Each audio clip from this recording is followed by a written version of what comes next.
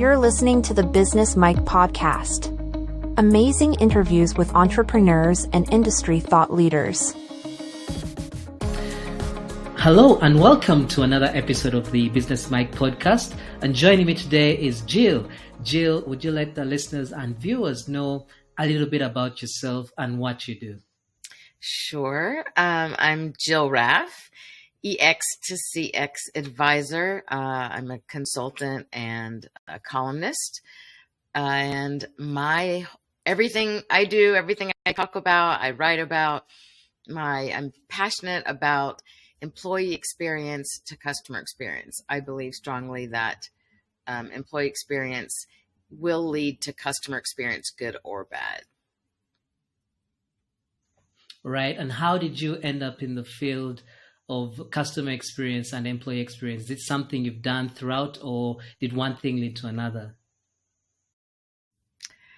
It's really in my DNA. Kind of born into it in the way. My parents and grandparents were entrepreneurs, early owner-operators of McDonald's, and they opened store number 150. And I started working for the stores probably around the age of 7, answering the phone when I was too little to do anything else. And I learned even right there with how to greet your customers, right? It's almost like customer first impression. And just growing up at that time, which was, an unknown, but growing up in a growing culture, which is now a global #1 hamburger brand, learning about the culture, experiencing it, seeing it, that's something that truly is in my foundation and has been the touch points, the nuts and bolts of everything I've done from that point on, which I've done many different things, many different industries, but the same principles I realize now were established in my foundation years. Right. And when you talk about EX to CX, how exactly do these two relate? Because we often think of them separately, and yet you tend to point the view out that they're actually one and the same, or they're very, very codependent. So what exactly is that relationship?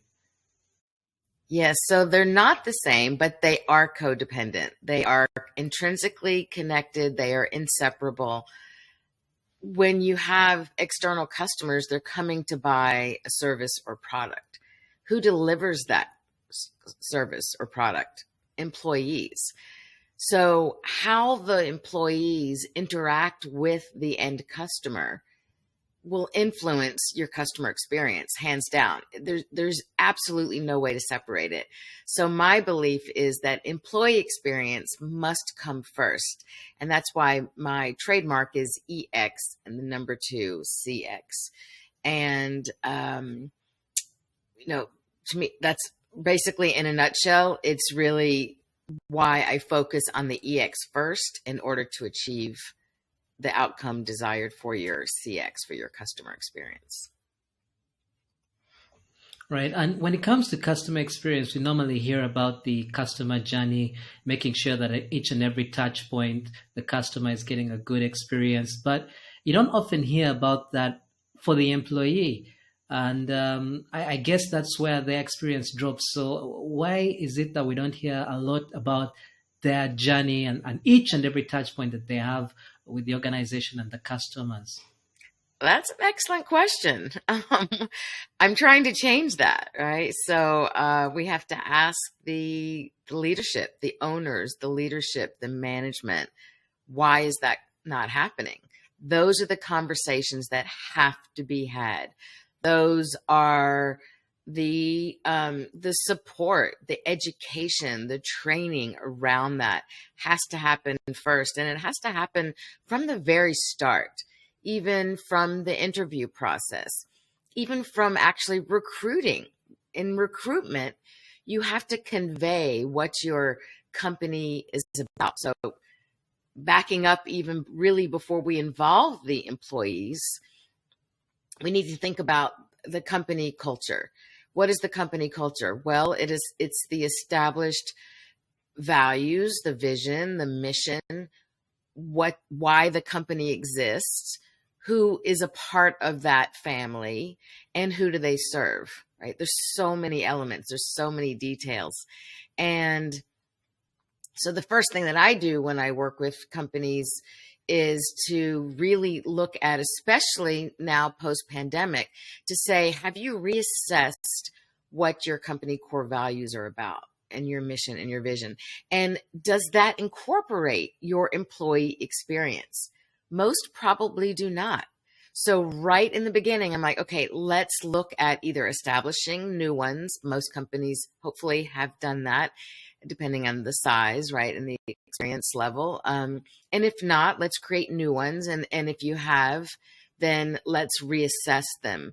And let's make sure that we are getting the employees in there as a part of your core values.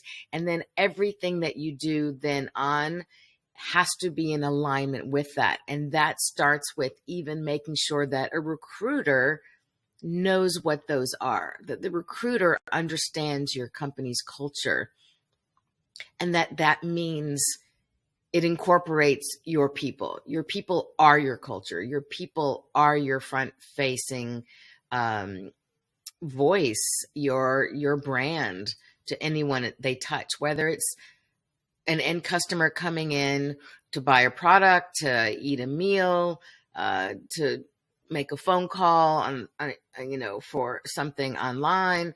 It doesn't matter whether it's a vendor that's supplying you with the product. They too are being touched by your company. They're in some way. They need to understand through the actions of the employees what that culture and what those values are about. Right. And obviously it does make sense, because the core values are what you use to see who you should recruit, and they should be compatible with the organization. And that obviously transmits into the way they interact and serve your customers. And that in long term obviously leads to the great customer experience. But when it comes to the individual employee needs, how do you, now from an HR perspective, how do you make sure that each and every employee's needs are being met? Because at the entry level, it could be a paycheck. Someone's just come out of university and they're maybe an intern and finally they get a job. Now they're looking for a paycheck to get through. And then at some point, it turns into a need for appreciation, acknowledgement, recognition. It's no longer about the paycheck. So some of their needs keep changing along the way. I'm just curious as to how best you can ensure that you're understanding and meeting those needs to give them a great experience from that point of view. Yeah, sure. So I want to back up a bit about the comment that, yeah, I do agree people's needs change. But I think where my thought differs is that someone just starting out their career, I don't think they're just looking for a paycheck. That paycheck is very important to them, but they are looking for a place to have meaning and purpose and a place that they can grow. And so I think what we're finding in today's employment pool is that specifically is the biggest problem. A lot of employers from the past say, well, I'm giving you a paycheck. Just do what you're supposed to do. It's good enough, but it's not good enough. And that's where the differentiation happens. And that's what I'm really work to support companies to understand, that it is not just a paycheck. In fact, statistically, they show that more people would be willing to take less money if they worked in a place where they knew they could grow, they knew they had a voice that was going to be heard, where they would have impact on the outcome, where it was meaningful, where they had other team members around them, that where everyone had the same core values. And I think that's important, that you hire according to people who are in alignment with those values. Don't think that you can change someone's values because, like, look at someone, don't just hire from a resume. Like, oh my God, they have amazing experience. Instead, look at What are their values? How do they behave as a human being? Do they have a high emotional quotient? Do they communicate effectively and caringly with others, whether it's to another teammate or whether it is to your end customer? All these things are super, super important. And I argue that they're even more important than that paycheck. Now, I'm not belittling the paycheck. It is very important to pay appropriately a living wage and beyond, and bonuses and all of those great benefits. But it alone is not going to get someone to give you their best, much less go above and beyond. And how so? Sorry. So now getting to your question, how do you do that? How do you show that? And how do you keep up with the changing needs? Because they do change, and they will be different person to person based on their position, their entry level or not, or just based on who they are. We all come to our work with our own experiences, wherever we grew up, whatever parents we grew up with, whatever school we went to, our friends, right? There's so many factors that influence that. So I think it's important to have a channel where you can always have a place for employees to express how they feel, to give you their ideas so that they know that they're being heard. But in order for them to know, you have to implement some of their ideas. I believe in doing like a daily huddle. Depending on the business, maybe a daily isn't possible, but even it should be short anyway. It shouldn't be long, like 10 minutes. Share leadership, share ideas, let people know their voice matters and that they're being heard. So whether it's publicly or just one-on-one with HR or with their direct manager, or if maybe there's a problem with the manager, as we see a lot, right? People leave their managers, they don't leave the companies. So have other channels than just the ones with their direct reports. Let them know doors are open. And when you do that, and let them know that if they want to speak anonymously, that it's confidential and it's safe. And once someone knows it's safe to speak, then you will hear the truth about how to make your business as best as it can be. Right. That's a wonderful explanation. I like the way you put it there. I'll just like to play devil's advocate for a small bit. I'm sure there are business owners listening to this and saying or thinking to themselves, why should I really care about the EX? I mean, if I can grind my employees to the maximum, put some processes in place, let's look at a shipping company. If all my products are being shipped to the customer on time, it doesn't matter what's happening behind the scenes. As long as I'm getting those 5 stars for fast delivery, I should be good to go. If you don't want to work for me as an employee, it's a very long line. You just be replaced just like that. So what are your thoughts on that kind of mentality in today's business world? Oh my gosh, it's so short-sighted. You might think that, it doesn't matter. Let's grind them, to use your word. Great word, because I think a lot think that way. But we're human beings. You can't grind a human being and expect good output. And those 5 stars are not going to last if your employees are constantly turning over. Think about the cost of replacing someone. You might think there's a long line of people to replace them, but you are going to go through them so fast. Word gets out. And, my tagline is turning employees into advocates and customer magnets. So they're not going to be advocates for your business. They're not going to go out and talk about how great your business is to work for and what a good company you are internally, because then they're going to share the truth of what's going on. And guess what? Customers today, as well as employees that I mentioned before about wanting meaning and purpose, customers want to shop with companies they feel are ethical and make a difference and care about people, care about causes. So if they don't even care about their own employees and word gets out, how do you think they're going to maintain their 5-star reviews? How do you think they're going to maintain business? They're not. There are plenty of competitors who are just happy to take their business, who treat their people better. And besides also, cost. So that's the human element. But it is way more expensive to replace someone over and over and over, even frontline hourly waged workers. You have to start retraining them again and again and again. Imagine the time, the costs that go into that, the hard costs, but also the, I hate to use the word soft because it's not soft at all, the essential other cost. I refer to it as essential costs, not soft. Those essential costs to you are going to be ones where everyone else around them, working around them, is going to feel the strain, because what happens when someone new comes along and doesn't know? The people who have been there have to take on more work. They have to pick up the pieces where someone doesn't yet know what to do, or they have to also take time to train that person, if not do the work for them, or some combination thereof. That's exhausting. How long is that going to last? That's not going to keep reviews, and that's not going to keep sales going. Yeah, I liken it to having a friend of yours that you develop a relationship with, and you sing their praises only to discover that they are doing some really bad things.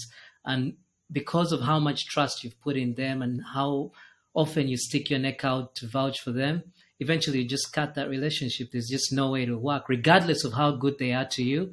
If they're mean or bad to other people and it doesn't correspond with your core values, it just simply won't last.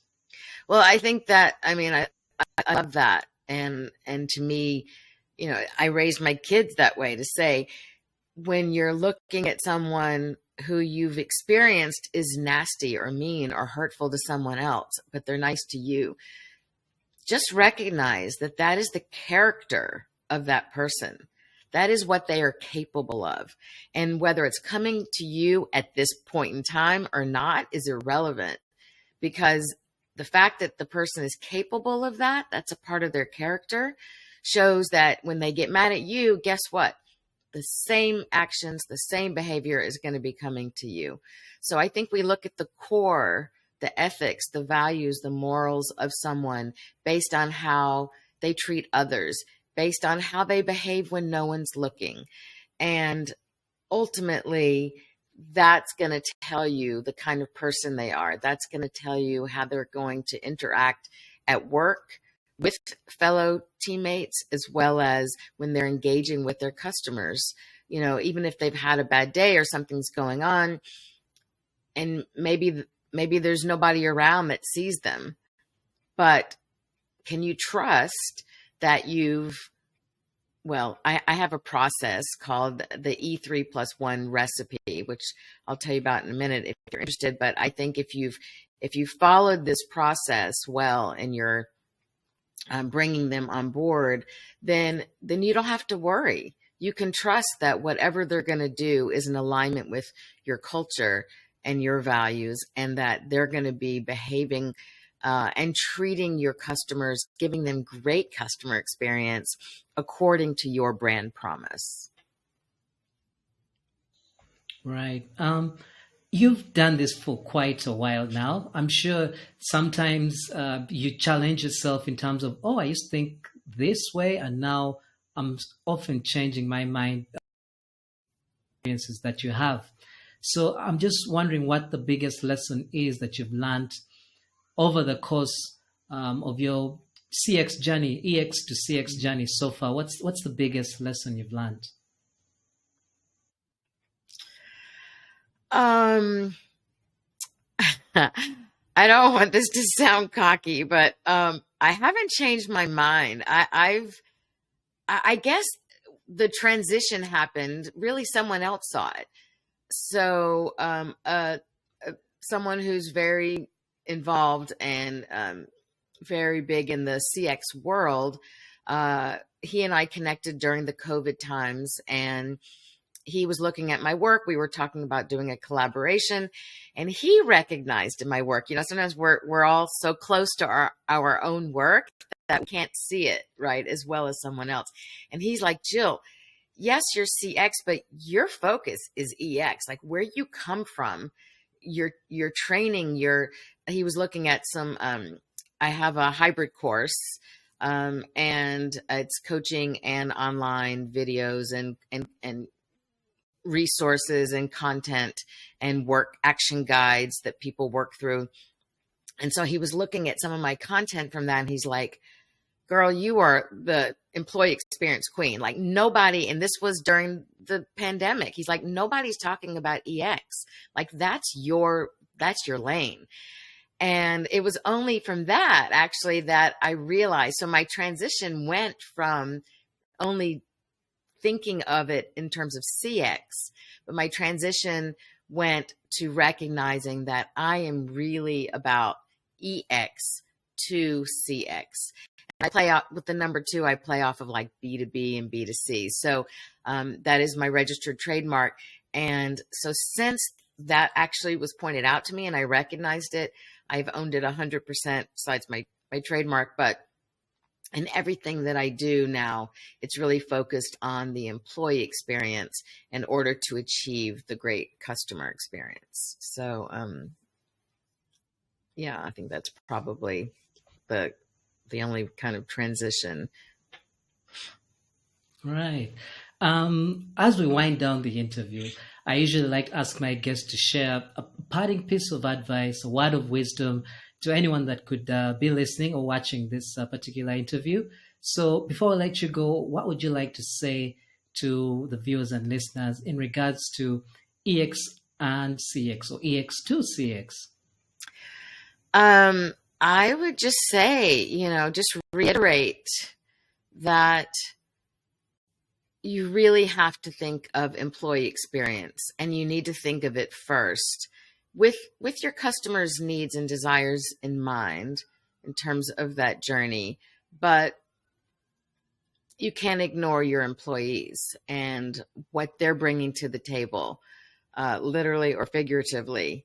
And if you don't have happy employees, you don't have a business, because who's going to deliver your service or product to your customers, your end customers? You don't have anyone. You just have a good idea or maybe some equipment. So for real success and longevity, sustainability, growth, scalability, I want to encourage everyone to really look closely at your core values, your vision, your mission. Make sure that you've incorporated your employees' experience in there, and that everything that you do be in alignment with what that is. Always prioritizing your employees in order to transform them into advocates for your company and customer magnets. Right. Well, that brings us to the end of the interview. But before we let you go, how can anyone watching and listening this get in touch with you? I'll definitely put all the links in the show notes, but just tell us where we can find you. Thank you.